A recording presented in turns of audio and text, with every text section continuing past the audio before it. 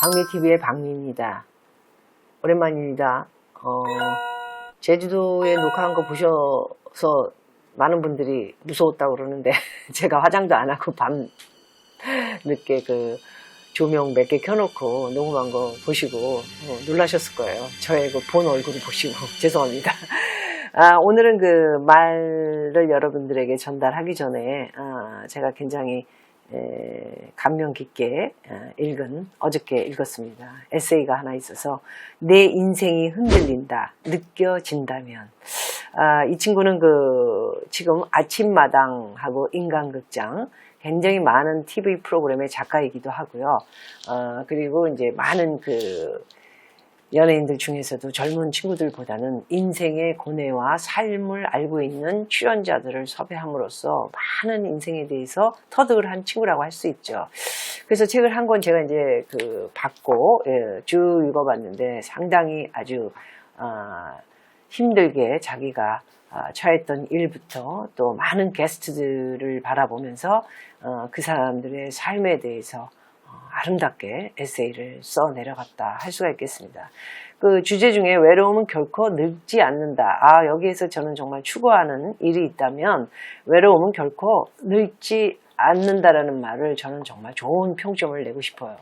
외로움이라는 것은 누구나가 다 함께 안고 있는 단점 중에 하나이기도 하지만 또 이거를 잘 터득해서 가게 되면 외로움조차도 인생의 즐거움으로 가져갈 수 있다. 이런 내용인 것으로 제가 글을 읽었습니다. 정말 이 좋은 에세이가 최근에 나와서 여러분들에게 이렇게 좀 소개해 드리고자 마음과 그리고 머리 그리고 몸을 약간의 휴식을 취하고 싶다 할 때 에세이 정도 읽으시면 기분이 좋아질 수도 있지 않을까 해서 소개해 드렸습니다. 제가 어쩌다 가끔 한 번씩 이렇게 책을 소개해 드리고는 하는데 여러분들 알다시피 중요하고 아주 좋은 책이 아니면 소개 안 해 드리는 거 알고 계시죠? 그래서 혹시 인생 사는데 피곤하거나 또 자기가 삶에 고뇌가 있거나 이럴 적에 에세이 같은 거는 충분히 휴식을 취할 수 있는 좋은 말들이 많다라는 생각이 듭니다. 오늘은 지금 일본과의 수출 무역 규제를 함으로써 우리나라가 이제 어떻게 될 건가 이런 고민에 빠진 국민들이 계시지 않나 합니다. 사실 지금 우리가 뽑은 대통령이라는 분이 우리나라뿐이 아니고 전 세계 모든 캡틴 대통령이 이끄는 그 나라와 국민이 잘 먹고 잘 살아야 하는데 우리 문재인 대통령께서는 또 이 아집이 좀 많으시고 고집 또 독선 이런 것들이 좀 나름대로 제가 느끼는 것은 있지 않나 하는 생각이 듭니다.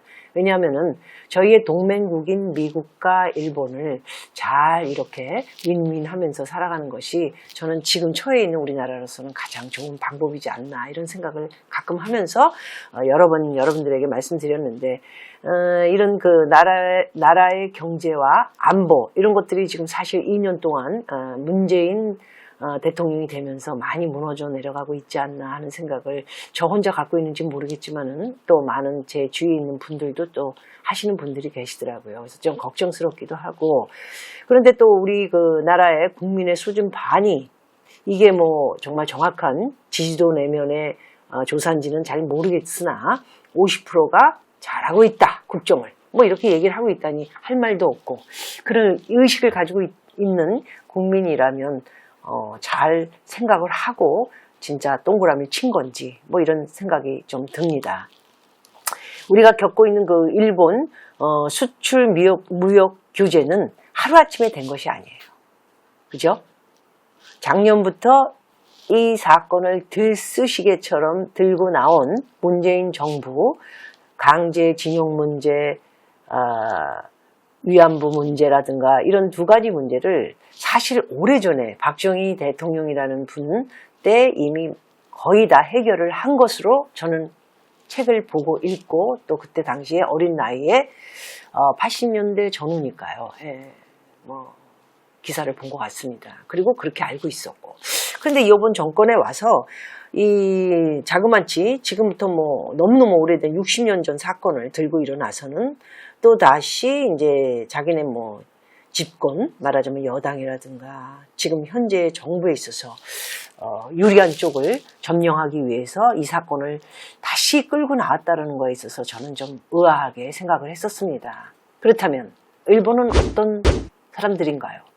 우리가 알다시피 일본은 만만치가 않은 나라입니다. 예, 일본은 많은 전쟁에서 많은 것을 빼앗기도 했지만 잃기도 했습니다. 미국과의 전쟁 진주만 폭격 사건도 여러 번 아시지만은 그 정도로 지독한 나라의 국민성이 있는 사람들이 일본이기도 합니다. 지금 이런 문제를 놓고 일본의 뭐 불매운동까지 벌이겠다. 그러면 제가 한번 이렇게 체크해봤어요. 불매운동을 했을 때 우리 일본 제품들이 어떤 것이 있나? 다이소, 그 다음에 아사히, 맥주요. 그 다음에 유니클로, 그 다음에 자동차 혼다.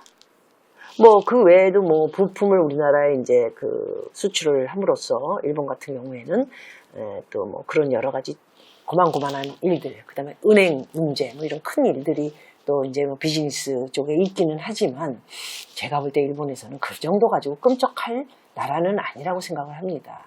그리고 그 오래전에 합의를 강제징용 문제나 위안부 문제로 해서 오래전에 그 엄청난 돈을 또 줌으로써 합의를 박정희 대통령 때 함으로써 또 우리나라의 많은 기술, 여러분들도 뭐 기술 그러면 어떤 것을 우리나라에 줬느냐 모르시는 분들을 통해서 또 이제 좀 알려드리고 싶어서 찾아보면은 기술 협조에 대한 건 뭐 반도체를 비롯해서 자동차, 조선 뭐 할 것 없이 엄청나게 많은 것을 저희에게 가르침을 줬고요. 그래서 지금의 우리가 이렇게 계속 잘 만들고 또 우리 또 능력 있는 머리, 두뇌들이 그거보다 더 나은 것들을 만들어냄으로써 지금 현재의 우리나라가 굉장히 잘 사는 데 도움을 준 나라이기도 하지요. 사실 알고 보면 지금 우리가 먹고 있는 껌, 라면, 설탕, 조미료, 미원 이런 것들은요. 일본에서 왔어요. 예. 그리고 이건희 대통령의 아버님 이병철 회장님께서 미원 설탕을 가져온 거는 누구나가 다 우리나라 또래 그 밑에까지도 다 아는 사실이고요. 그게 처음부터 우리가 만든 게 아닙니다.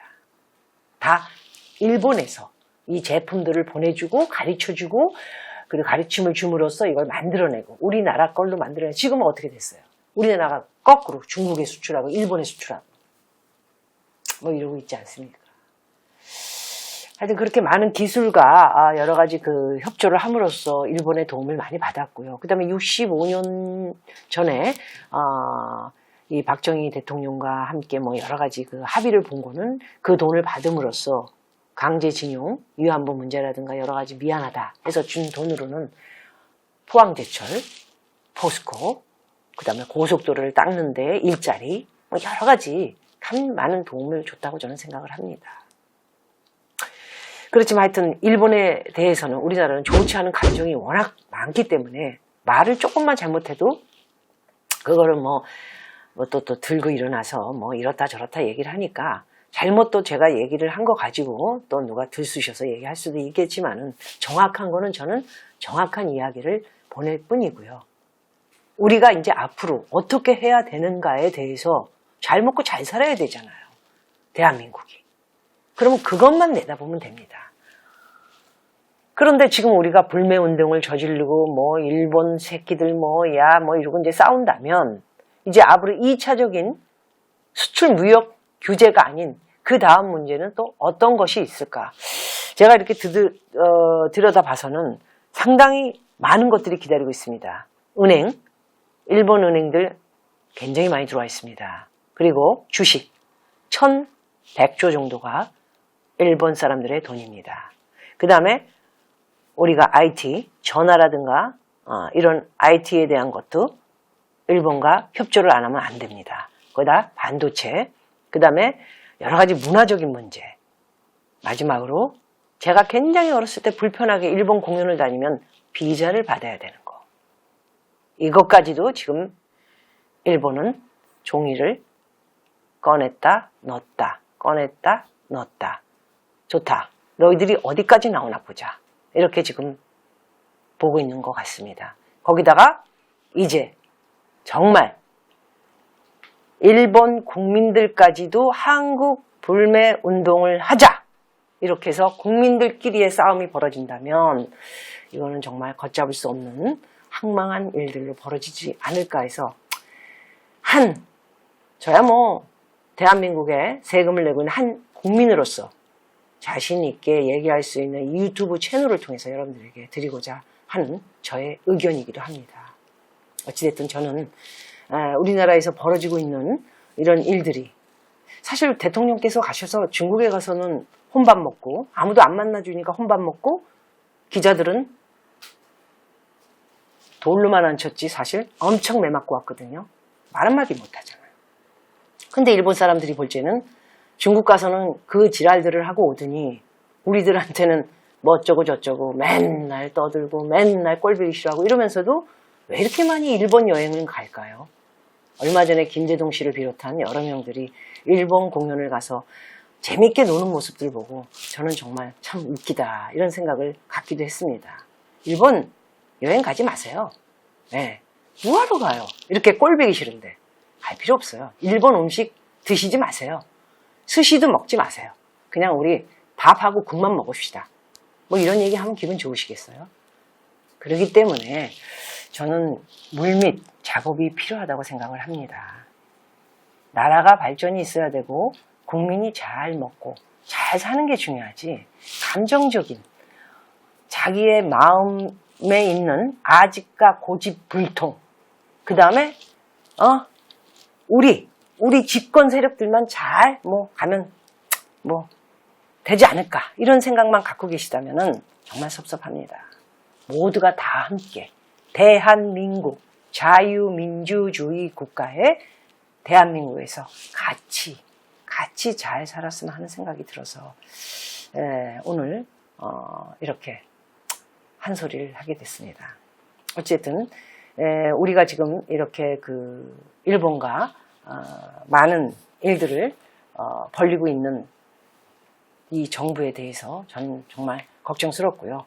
간혹 TV로 보면 재벌들을 모아놓고 떠든다든가 자기네들끼리 무슨 한 30명이 장관급해서 떠들면 뭐합니까? 절대로 결론 안 납니다. 일본 무서운 나라입니다. 제가 누차 일본에 대해서 여러분 하와이의 일본인들, 일본의 일본인들 또 그 외에 다른 곳에 있는 일본인들을 볼 때 만만치가 않은 작자들입니다.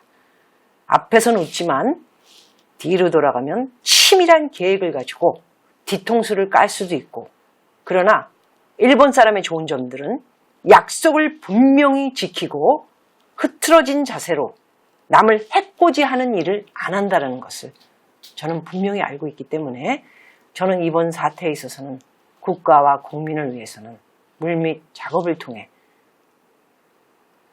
우리가 잘 살 수 있는 방향으로 동맹국을 지키는 것이 어떤가라는 생각이 들지만 이제 많은 일이 벌어져서 쉽지는 않을 것 같습니다. 그러나 저는 결말은 결국 백기투항 무릎을 꿇고 빌 수밖에 없는 일이 벌어지지 않을까 하는 생각도 갖고 있습니다. 고맙습니다. 7월 11일 목요일 12시부터 50분간 여러분과 함께 생방송 실시간으로 소통을 하도록 하겠습니다. 좋은 내용들 이메일로 보내주시기 바랍니다.